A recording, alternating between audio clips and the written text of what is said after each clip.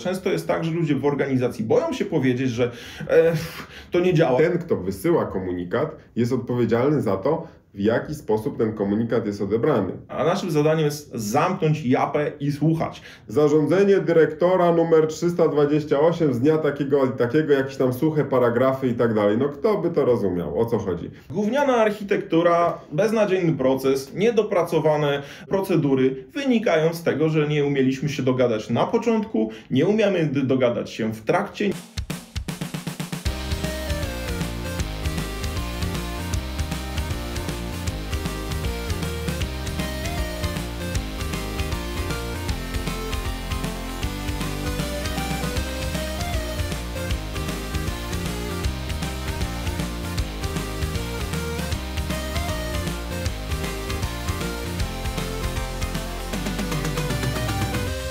Cześć, witamy w Nerd Management. Tutaj Krzysztof Rakowski I Paweł Rekowski. W dzisiejszym odcinku porozmawiamy o czymś, co jest podstawą pracy każdego lidera. Może to się wydać kontrowersyjne, zwłaszcza jeżeli dodam, że podstawą pracy każdego lidera, również w IT, to jest komunikacja. To nie jest tak, że najważniejsza jest technologia, że najważniejsze jest dowożenie, KPI-e, cokolwiek innego. Jeżeli nie będziecie się dobrze komunikować ze swoimi ludźmi, ze światem zewnętrznym, ze swoim szefem, z resztą organizacji, to nic innego nie będzie miało sensu. Najlepsze rozwiązania technologiczne, najlepsze wyniki blakną w obliczu tego, gdy nie są dobrze zakomunikowane. Mało tego, słuchajcie, bo większość problemów, z którymi my się spotykamy, i to w naszej pracy, i w rozmowach z Wami, wynika właśnie z braku komunikacji lub z niedopasowanej komunikacji, z tego, że IT nie umie rozmawiać z biznesem, tego, że biznes nie umie rozmawiać z IT. I teraz my jako liderzy jesteśmy w środku. Nawet nagraliśmy kiedyś odcinek między młotem a kowadłem, dużo o komunikacji mówiliśmy, więc już na wstępie Wam mówimy, że słuchajcie, w notatkach do tego odcinka będzie masa linków, czyli wbijajcie na nerd.management/155, jak 155 numer tego odcinka, bo jest dużo rzeczy, które tutaj rozpracujemy i pokażemy Wam, jak to robić. Czekaj, no ale co ty mówisz, że wszystkie problemy wynikają u nas w naszej pracy z komunikacji? No przecież dużo problemów wynikają, że na przykład mamy słabą architekturę starodawną. Albo gówniany proces. No właśnie. I co? I z czego to wynika? No ze słabej architektury albo beznadziejnego procesu. A jak się robi architekturę czy proces? Kurczę, masz rację. Trzeba się dogadać, trzeba się komunikować. Gówniana architektura, beznadziejny proces, niedopracowane procedury wynikają z tego, że nie umieliśmy się dogadać na początku, nie umiemy dogadać się w trakcie, nie umiemy się komunikować, zwalamy winę na ciebie, że to ci, tamci, oni zepsuli, bo wymyślili gównianą architekturę. No nie, po prostu się nie dogadaliśmy w organizacji. Kuleje komunikacja, nie dogadaliśmy się, więc większość tych naszych problemów wynika dokładnie z tego. Zależy od podstaw w ogóle komunikacji, czyli jaka jest taka pierwsza rzecz, o której nie robimy, kiedy naszym zadaniem jest komunikacja. Przede wszystkim nie słuchamy. Nie słuchamy tego, co ktoś ma do powiedzenia, ponieważ my się skupiamy na tym, że my mamy rzeczy do powiedzenia, my wiemy najlepiej, to my chcemy zrobić tak, żeby było dobrze, mamy odpowiedzi na wszystkie pytania, a naszym zadaniem jest zamknąć japę i słuchać. Nie dość tylko, że słuchać, ale usłyszeć, skupić się na tym, co dana osoba ma do powiedzenia. Jeżeli ktoś mówi, że ma jakiś problem, albo ma jakąś trudność w danym procesie, albo że ta architektura nie wspiera rozwiązań, bo się nie skaluje, doszliśmy do ściany, to my zamiast wymyślać 1500 rzeczy i argumentów, dlaczego ta osoba jest idiotą, to może w końcu zacznijmy słuchać i zacznijmy dociekać, co tam jest. Więc pierwszą rzecz, słuchaj. Jak już usłyszysz, to zrozum, co ta osoba ma na myśli, bo często jest tak, że to są skróty myślowe, często jest tak, że ludzie w organizacji boją się powiedzieć, że to nie działa, że to jest głupie, że to jest bez sensu. Jeżeli nie macie kultury w organizacji tego otwartego feedbacku, jasnej komunikacji, to może być sytuacja, że ktoś Wam nie powie wprost, słuchaj, musimy zmienić to, bo zaraz się wywalimy, jedziemy na drzewo i zaraz wybuchniemy. Ludzie mogą powiedzieć, że wydaje mi się, że mamy problem, więc jeżeli Ty po pierwsze tego nie usłyszysz, po drugie tego nie zrozumiesz, po trzecie nie będziesz zastanawiał się, co ta osoba ma na myśli, nie będziesz dopytywał, drążył, szukał tej motywacji, co tak naprawdę leży tam pod spodem i nie będziesz chciał się dogadać, macie bardzo duży problem. A rozumiejąc tę motywację, dowiadujesz się też, jaka jest taka przyczyna O co w ogóle chodzi? Ten root cause. I to jest ważne, żeby to bardzo dobrze zrozumieć, bo pod to będziesz dostosowywać nie tylko czynności, działania, które spowodują, że właśnie dzięki słuchaniu wyeliminujemy jakieś problemy, ale też będziesz do tego dostosowywać komunikację. Bo to jest ważne i co chcę bardzo, bardzo podkreślić, bo nie zawsze sobie z tego zdajemy sprawę, że my jesteśmy odpowiedzialni za komunikację. I czasem mamy taką frustrację, że dobra, no ja coś powiedziałem, to jest jasne, a jak ktoś nie zrozumiał, to jego sprawa i jest sam sobie winien. No nie. Ten, kto wysyła komunikat, jest odpowiedzialny za to, w jaki sposób ten komunikat jest odebrany.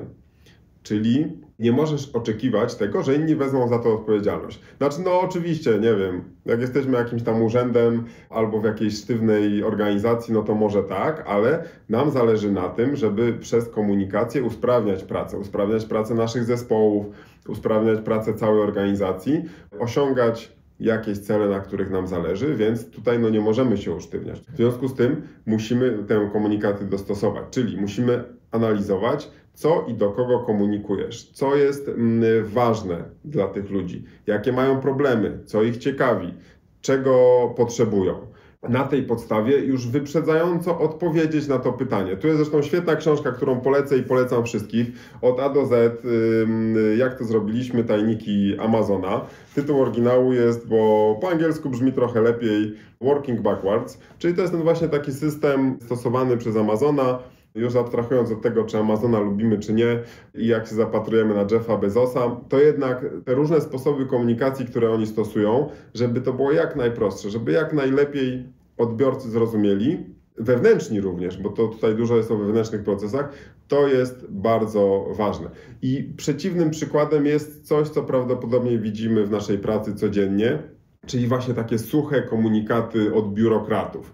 Mam na przykład tak, w jednym banku mam konto i jak tam się loguję, to zawsze mi wyskakuje pop-up zarządzenie dyrektora numer 328 z dnia takiego i takiego, jakieś tam suche paragrafy i tak dalej. No kto by to rozumiał, o co chodzi? A w innym banku jak wchodzę, to jest pop-up, jakaś graficzka i pamiętaj o czymś. I to jest na ten sam temat. Jeżeli macie dzieci, to pewnie wiecie, że szkoły się tak komunikują. Pieczątka pani dyrektor, jakieś uprasza się i tak dalej. HR-y niestety mają taką tendencję, czy jakieś działy administracji.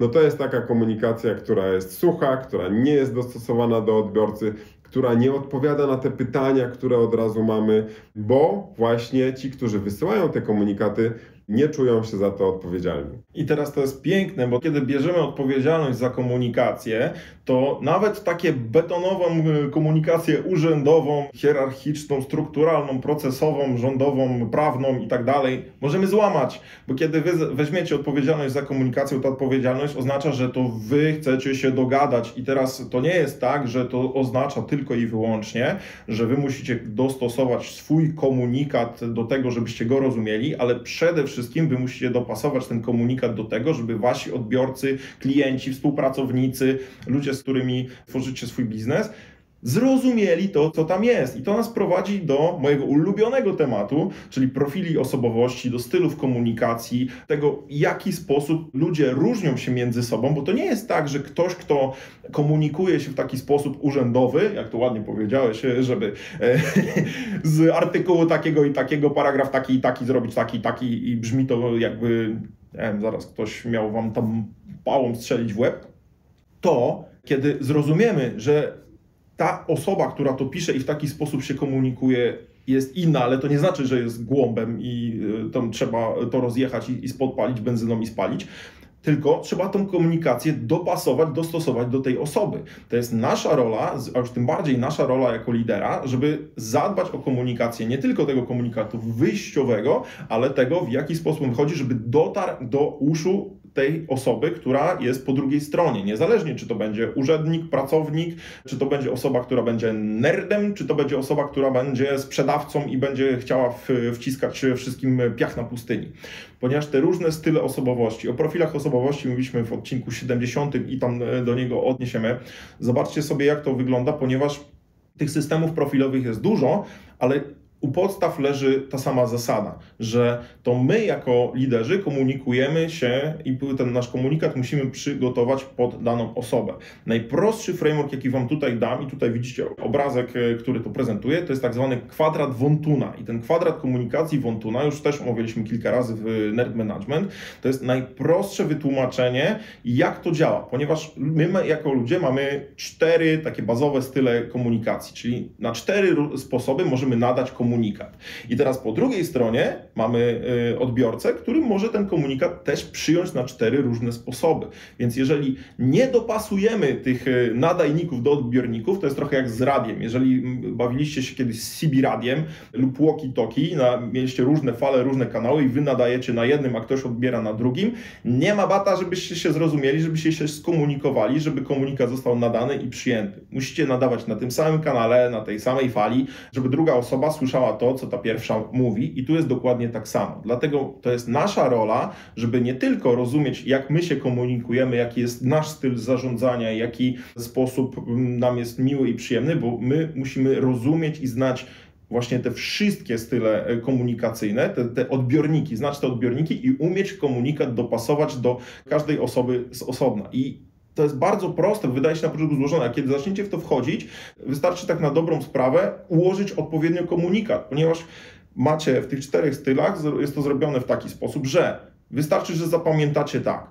Najpierw dajecie w punktach to, co wy chcecie. Macie jakiś komunikat do przekazania. Co chcemy przekazać?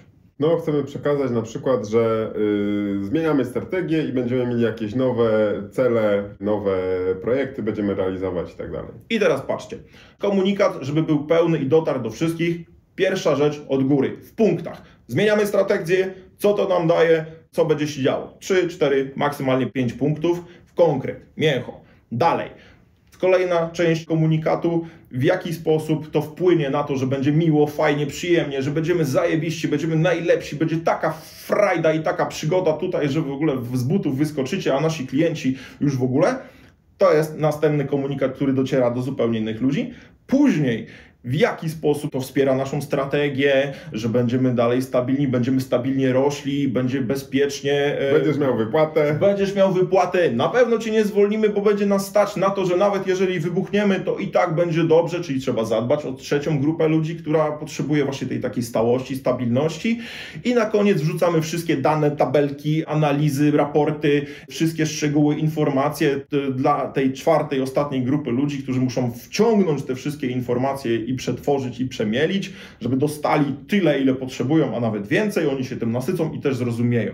Więc to są takie 4 proste aspekty, już bez wchodzenia w szczegóły, w profile i tak dalej, w komunikację, czyli pamiętajcie, punkty, historia, taka właśnie z jajem, z tym, że będzie fajnie, dalej tak coś, co nas stabilizuje, mówi o tym, że będzie bezpiecznie, będzie dobrze, będzie ok, zadbamy o wszystkich naszych tutaj ludzi, pracowników, o klientów, o wszystkich i naładowany danymi, tabelkami, raportami, dlaczego tak, jakie wyniki, jakie prognozy i tak dalej. I jeżeli zrobicie te 4 rzeczy, to wasz komunikat ma dużą szansę, ponieważ gwarancji nikt wam nie da, ale ma dużą szansę do tego, żeby dotrzeć do tych ludzi, do których ma dotrzeć. To się wydaje dosyć skomplikowane, ale to jest coś, co można wyćwiczyć. To jest coś, co można sobie, tak jak Paweł powiedział właśnie, rozpisać, wypisać i znając te mechanizmy, wiedząc jak to działa, to ćwiczymy i my robiliśmy właśnie tego typu warsztaty dla liderów, że przygotowaliśmy pewne scenariusze, przygotowaliśmy pewne problemy do rozpracowania, no i potem z liderami ćwiczyliśmy i to działa, bo dostrzega się w pewien sposób po pierwsze jakieś takie schematy, a po drugie też poznajemy naszych ludzi, sobie zdajemy sprawę, kurde, ten Kowalski to teraz już wszystko wiem i to powoduje, że możemy budować takie strategie, no właśnie przez takie przećwiczenie na różnych hipotetycznych, ale trudnych sytuacjach. Zresztą, jeżeli byście byli zainteresowani tego typu warsztatem dla Was czy dla Waszego zespołu, to na koniec odcinka powiem, jak się z nami skontaktować. Komunikacji i nie da się do końca nauczyć z książek, nie do końca się da nauczyć z czytania, oglądania, słuchania, trzeba ją trenować. I teraz trening komunikacji jest dość niewygodny, jest mało komfortowy, ponieważ my musimy wejść w buty zupełnie innej osoby, której na co dzień uważamy, że to są ludzie, z którymi my nie chcemy rozmawiać, my nie chcemy się z nimi komunikować. I najlepsze jest to, że w naszej pracy, jako liderzy, my najbardziej tych ludzi, z którymi nie chcemy się komunikować, my ich najbardziej potrzebujemy, bo oni nas uzupełniają. Oni będą pilnować tego, na czym my się naturalnie będziemy wykładać, bo oni mają zupełnie inne spojrzenie na świat. My patrzymy na to, że jest tutaj super bomba, a oni widzą śmietnik z drugiej strony i przypilnują nas, a tu musimy zadbać o to, musimy zadbać o to. I bez tych ludzi zginiemy. I w drugą stronę tak samo, jeżeli wy macie osobowość inną od nas i teraz macie do czynienia w zespole z ludźmi, którzy są totalnie przeciwni do was i macie problem z tą komunikacją, taki naturalny, gdzie naturalnie się nie dokujecie, kiedy się nauczycie, jak z tymi ludźmi rozmawiać, to wtedy jest sytuacja genialna, bo wy się uzupełniacie. Wy jesteście tak samo potrzebni waszym ludziom, jak oni wam. Mimo że czasem to trochę boli oczywiście i powiem jasno, my czasami z Pawłem mamy różne sposoby komunikacji, czasem mnie to wkurza, jak on się komunikuje. Czasem no właśnie, czasem Pawła wkurza, jak ja się komunikuję i u nas w zespole liderskim mamy jeszcze więcej różnych osób i czasami te zgrzyty się pojawiają. Ale to są takie właśnie pozytywne zgrzyty, bo podsumowując to, co każdy wnosi w różny sposób i mając tego świadomość, no dodajemy sobie wzajemnie wartości. Idąc dalej, ta komunikacja z naszym zespołem czy wewnątrz zespołu jest bardzo ważna, ale również te umiejętności rozszerzamy na komunikację ze światem zewnętrznym, bo to jest ważne, że nie jesteśmy zwróceni tylko do wewnątrz, do naszego zespołu, czy do tych, którzy nam podlegają, ale również mamy całe spektrum na zewnątrz. Mamy naszych klientów, mamy zarząd, mamy osoby na podobnym jak nasze stanowiska w innych częściach organizacji, czy bardzo, bardzo duże to jest spektrum tych osób. I kilka rzeczy, których ja się nauczyłem przez te lata komunikując się z takimi osobami, to przede wszystkim nie stosować żargonu. To jest główne przekleństwo rozmawiania z wszelkimi osobami, które są poza naszą piwnicą, czyli idziemy na przykład do kogoś z zarządu i mu mówimy takim bardzo technicznym językiem, że tutaj wszystko wrzucimy w chmurę to jeszcze pół biedy albo wyjaj, bo to są jakieś buzzwordy, o których sobie tam czytają, ale że usprawnimy jakieś klastry i rabity i to i tamto. No i to są rzeczy, które oni nie słuchają tego zupełnie. Zresztą też wrzucimy Wam w linkach odcinek o tym, jak się komunikować właśnie z senior managementem. Ważne, żeby nie stosować żargonu, tylko żeby upraszczać, czyli żeby tłumaczyć, że jeżeli usprawnimy jakieś elementy naszej infrastruktury, tak nazywając to ogólnie, to spowoduje, że na przykład zredukujemy koszty w jakimś miejscu o 10%, albo spowoduje, że nasze i tu też nie mówimy, że uptime wzrośnie po 3 miejsca po przecinku, tylko mówimy, że nasza aplikacja będzie nie działać tylko przez tam, nie wiem, minutę rocznie. I to się przekłada na jakieś tam określone straty z tego, że biznes się nie kręci. Więc musimy to po pierwsze tłumaczyć na język, który oni rozumieją, czyli jakiś język biznesowy, a po drugie pokazywać im, co to dla nich znaczy, bez naszego takiego żargonu. Zawsze musimy się zastanowić, czego oni potrzebują, czym się interesują. Jeżeli rozmawiamy z HR-ami na przykład, to mówimy o tych naszych problemach w aspekcie takim, który wiemy, że będzie dla nich interesujący, na przykład, nie wiem, ze względu na godziny pracy, jakieś tam prawo pracy i tak dalej. Czasem się tak zdarza. Czyli na przykład naszej koleżanki z HR-ów nie interesuje, że ktoś pracował nad supportem czy nad jakimś biznesowym zadaniem, tylko ją interesuje, czy robił te nadgodziny, czy nie. Więc nie opieramy się na siłę właśnie przy tych naszych technicznych tematach, to ich nie interesuje, tylko przedstawiamy tę sprawę z ich perspektywy. Także to, co może Ci zaoszczędzić mnóstwo problemów, komplikacji, to też taki lekki research. Mówi się, że wiecie, 5 minut analizy zaoszczędzi tydzień kodowania, ale ze komunikacją dokładnie jest tak samo. Jeżeli poświęcisz chwilę czasu na to, żeby się zastanowić i popatrzeć na tych ludzi, z którymi masz gadać, co oni robią, jak się komunikują, co ostatnio zrobili, czym się zajmują, co ich najbardziej boli teraz, jaki problem możesz rozwiązać i spojrzysz z tej perspektywy, wtedy tam komunikacja jest dużo prostsza do przygotowania. No i teraz słuchajcie, czego nie robić, jakie są błędy w komunikacji i gdzie możecie popłynąć i często niestety w organizacjach, gdzie płyną na tym i to mocno. Pierwsza rzecz to jest taka cisza radiowa, czyli nie wiem wszystkiego, nie mamy odpowiedzi na wszystkie pytania, nie jestem do końca pewien, jak to wszystko będzie wyglądać, albo jesteśmy w trakcie zmian i to jest długi proces i w tym procesie jest jeszcze dużo punktów do zrobienia, więc jest cisza radiowa. i nie komunikuje się. No bo się jak będę komunikował, jak będę wszystko wiedzieć. I to jest problem, bo jeżeli ludzie nie mają żadnych informacji i jeżeli to jest tydzień, luz.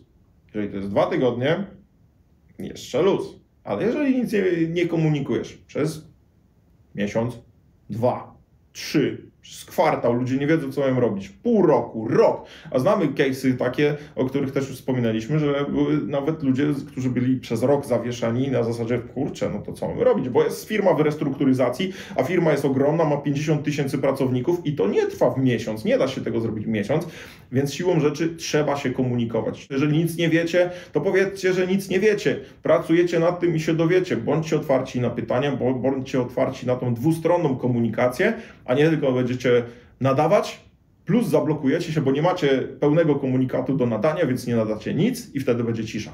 Ale ważne też jest, że powiedzenie o tym, jak ten proces wygląda i co się dzieje, też jest ważne.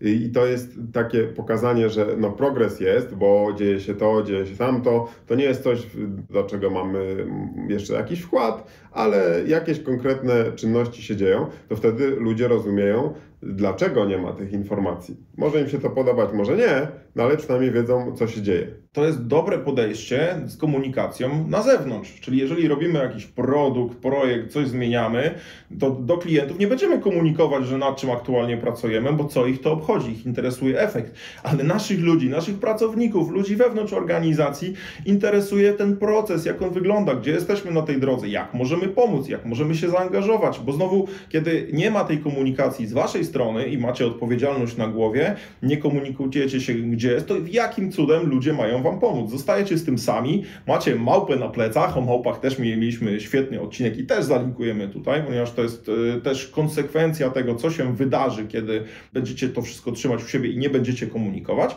więc wtedy jest problem taki, który ludzie nie wiedzą, co się dzieje, zaczynają się niecierpliwić, zaczynają sobie dopowiadać, bo to jest też kolejna rzecz, że jeżeli wy nie będziecie się komunikować jasno, nie będziecie się komunikować w trakcie procesu, nie będziecie komunikować, gdzie jesteście, na przykład w trakcie zmian i tak dalej, jak to będzie wyglądać, ta komunikacja nie będzie przejrzysta z waszej strony, to ludzie dopowiedzą sobie swoją historię. A jaką historię dopowiedzą? No pewnie, że wszystkich nas wolną, wszystko wybuchnie, firma idzie w złym kierunku, no będą wymyślać najróżniejsze rzeczy i to jest naturalne. No bo jeżeli nie masz informacji, no to wymyślasz, starasz się jakąś tę pustkę zapełnić, a to też psuje to zaufanie, bo z drugiej strony właśnie częsta komunikacja, transparentna komunikacja, przez transparentna znaczy, że no mówimy to, co możemy mówić. Ona buduje zaufanie, ona tworzy to zaufanie i wtedy ufamy tej osobie, temu liderowi, no że nawet jeżeli nam mówi, że okej, nie ma wszystkich odpowiedzi, ale dzieją się takie a takie rzeczy, to zupełnie inaczej wygląda niż siedzi w gabineciku, przez pół roku się nie odzywa, a potem nagle bam, z czymś wyskoczy.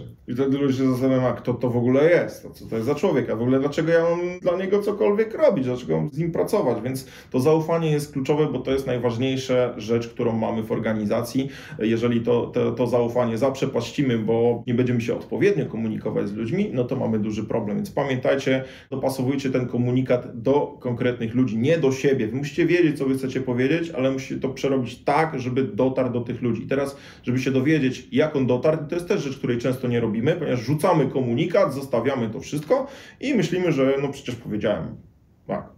Tak i robię. Było obwieszczenie. Tak, było obwieszczenie, przecież jak powiedziałem, że zrobię, to zrobię, nie trzeba mi co pół roku przypominać, prawda? Więc zapytajcie, jeżeli wrzucicie komunikatem jakimś, powiecie, że przechodzimy tą zmianę, czy co tam chcecie przekazać, to dopytajcie, co jeszcze potrzebujecie, żeby to zrozumieć, jak można zrobić to lepiej. Bądźcie otwarci na feedback, bądźcie otwarci na krytykę, bądźcie otwarci na to, że ludzie tego nie zrozumieją i nie traktujcie ich wtedy jak baranów, że oni nie zrozumieli, co wy mieliście na myśli i nie są wróżkami, bo nie domyślili się, o co wam chodziło, tylko dopytujcie, bądźcie otwarci, dopytujcie, szukajcie też pytań i potwierdzajcie to, że ludzie zrozumieli. Niech oni wam sparafrazują to, co usłyszeli. Niech powiedzą wam, jak oni to widzą. Niech się podzielą swoimi odczuciami, przemyśleniami na dany temat i w ten sposób będziecie mieli tą komunikację dużo bardziej dopasowaną, a mało tego będziecie ją budować, usprawniać, poprawiać. To nie jest rzecz, która się nauczysz raz i będzie działać. To nie jest rzecz, którą zrobisz, rzucisz ten komunikat, napiszesz maila, nagrasz jakieś wideo i się skończy. To jest ciągła praca